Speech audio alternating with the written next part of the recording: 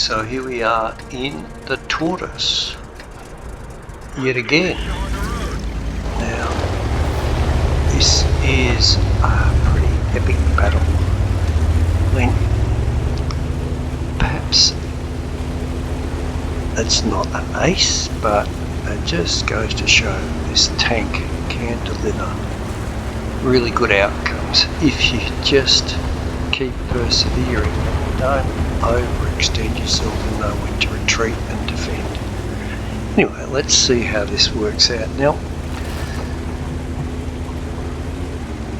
one of the things I don't like doing is attacking with this thing where you basically hull down, because of course the weak spot on this tank is the little cupola on top.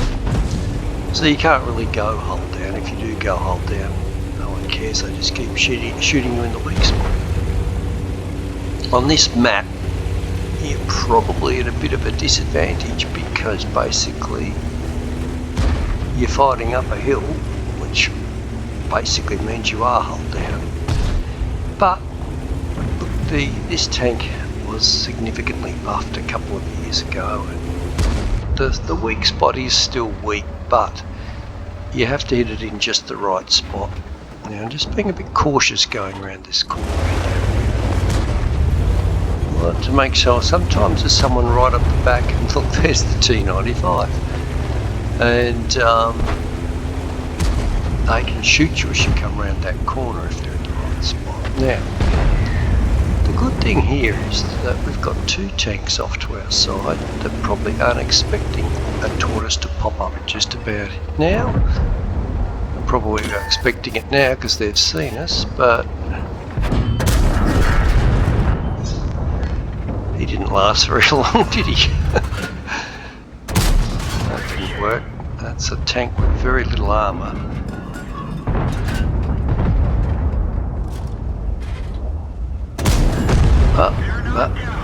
And he's now dead. Now this is the other thing I don't like when I'm driving the Tortoise. So it started off well. We've managed to flank two enemy tanks there and get them killed. Oh, we've got another tank trying to come round on this really steep edge here. Oh, and look at our phase one. He's not really getting much traction there, is he? Oh god, now he's got on the water. At least he's been able to get back out, I think, and he gets another shot into that guy. Don't know whether it's really worth coming up here, but ooh, yeah, okay, oh yeah. There's obviously an SU-130 PM somewhere up there. Now hopefully the phase one can take out 53 TP.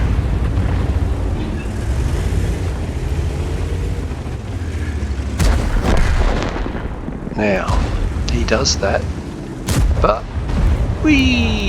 now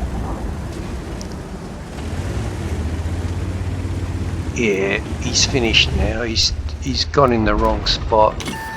Now might just have had a shot there, and yep, he's gone. So 100% he hadn't taken any damage, and he's basically throwing his tank away. Now I think the Martian was worried that I was going to do the same thing. I wasn't trying to, I was just trying to get a shot on the top of the T95. He's pretty determined that I should fall back. And yeah, look, it is possible. Oh, here we go. I have no idea how they know exactly where you are when those sort of shots hit. I know when I'm fighting artillery, I almost never get those sort of hits when I'm playing artillery. I don't do it very often because I think artillery is pretty stupid. Well, it has its part to play, but the overhead view of artillery is just silly. Now, I'll pull back far enough, so I'll turn around. I actually want to go back. If we look at the other flank, we're in a lot of trouble with the other flank. We've got another heavy tank up there who Type, I think it's the Type 63. He plays an absolute blinder of a game. He's got all sorts of nasty tanks coming at him. He's got a BZ-176, which we all know is the overpowered premium tank with the gigantic high penetration HE round. And look at it there, you'll see running in there. The team is not doing very well at this stage. The ELC is running around. We just, oh, thankfully, yep, the Type 63 takes him out. Now, I've pulled back, and which is appropriate, but watch, the whole of my team pulls back as well, which is not really sensible. We need someone at the back there keeping an eye on what those tanks behind us are doing, but I don't know, maybe people just don't think of those sorts of things. T-49 just derped the poor old Jag Tiger prototype in the back.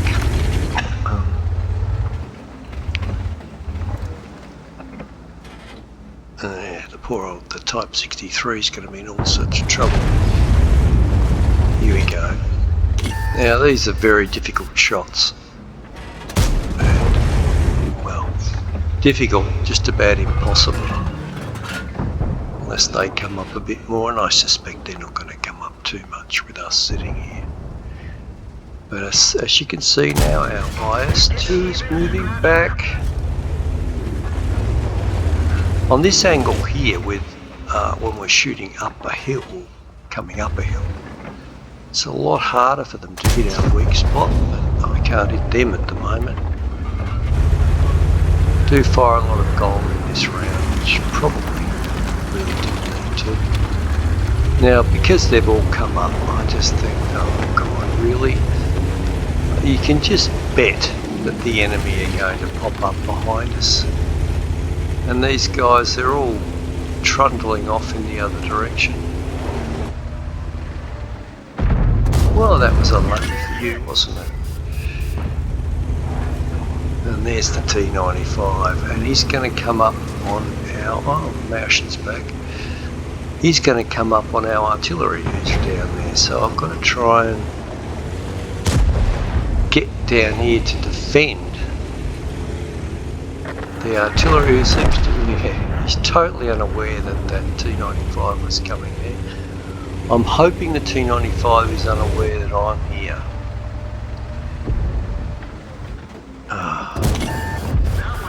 Now, I've tracked him. I want to get one into his lower plate before he's moving. Yep. Unfortunately, he got one into me then. And yes, they do hit hard. He really doesn't need to aim with his gold rounds. They'll just go through the front of this thing at that sort of range without too much trouble. Now, we've still got a full strength tier 8 heavy tank, so I'm thinking okay actually, maybe if I go this way. This thing is very slow, but you can still surprise people, and I reckon we're going to surprise this guy.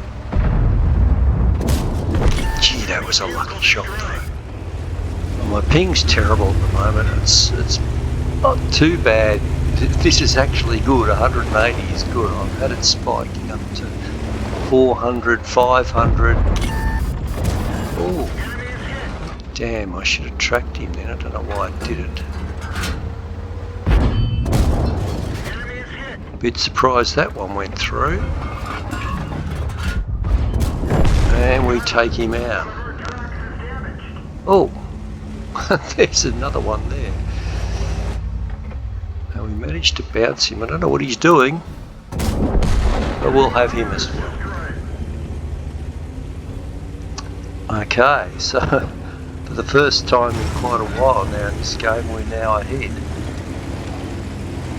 The Type 63 is still desperately asking for help.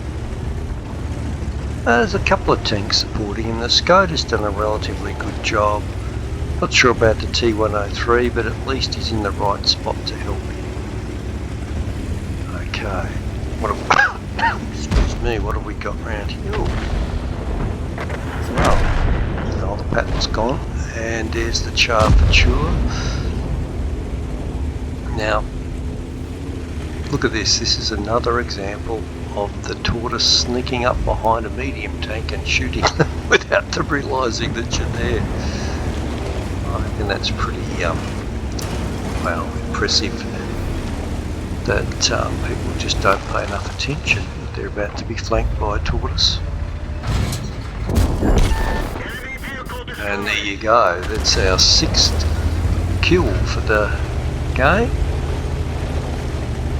And now we really are in a fairly good position to win this, although, you know, there's 2 very sneaky TDs floating around here somewhere.